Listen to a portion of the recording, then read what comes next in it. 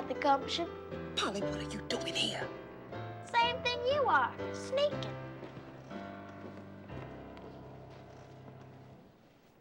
My name is Dabney Mayhew, and I'm going to turn you into men.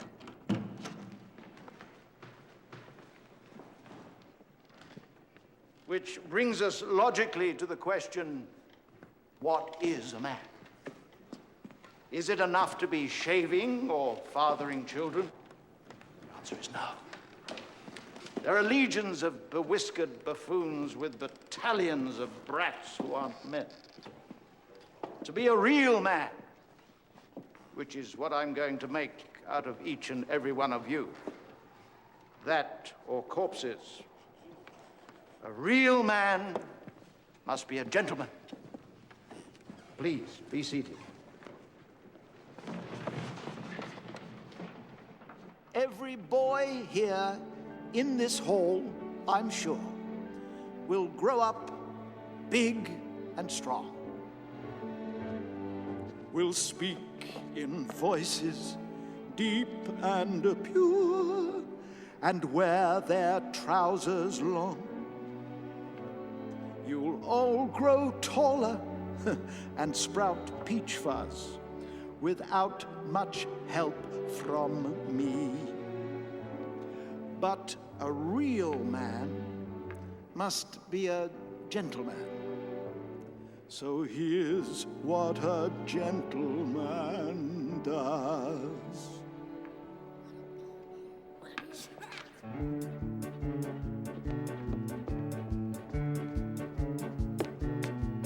When a boy becomes a man, his girl may become a wife, and before too long a family may occupy his life. An uncouth, common, ordinary man may want to run or hide, but what a gentleman does is to stay right there and make sure that his family thrives.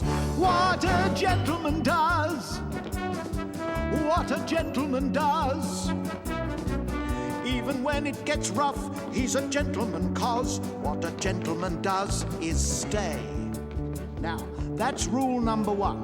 But there are other rules to being a gentleman equally important. For example, though you want the best in life, you could be left behind unless you understand the need to stimulate your mind.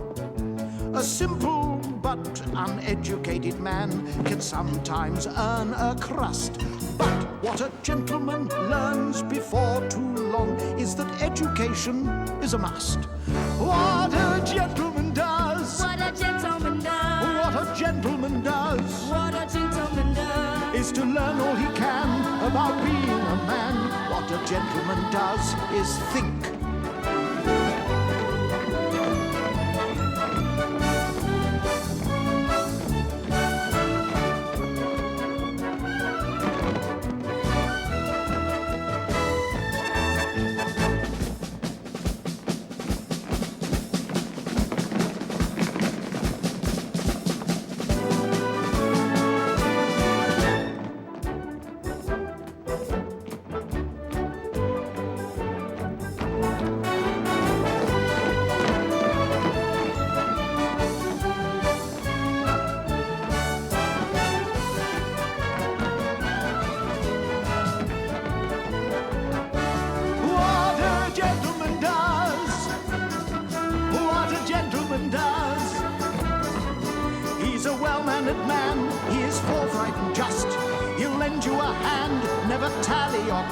He's a pip, he's a gem, he's a man you can trust.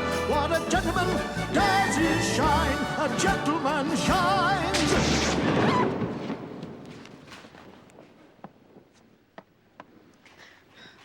Hello, hello, hello.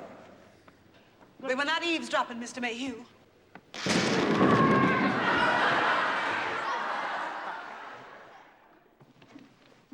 I'm sure you weren't eavesdropping, madam. That only involves listening. You were listening and watching. She was taking care of business. She was taking care of my business, which I am perfectly capable of doing myself. That remains to be seen. And if it's there to be seen, madam, I have no doubt that you will be there to see it. That's what spies do, isn't it? What we were doing was not spying. Then what would you call it? Previews of coming attractions. Mrs. Conley. What? We were spying. And it's a good thing that we were. Mr. Mayhew, I apologize for doing anything that might seem underhanded, but I am sure that you can understand the reason for my concern. Can you understand the reason for mine? I am not certain that I do. Item. The academic accreditation tests in November were not mentioned until I got here. Item.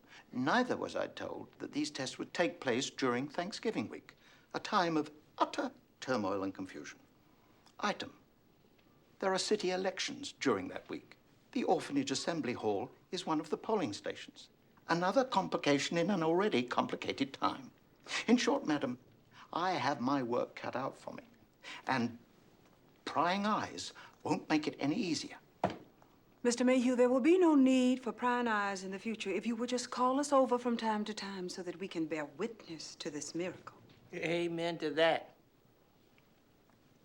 I'll do my very best to remember that, madam. Thank you. Very good.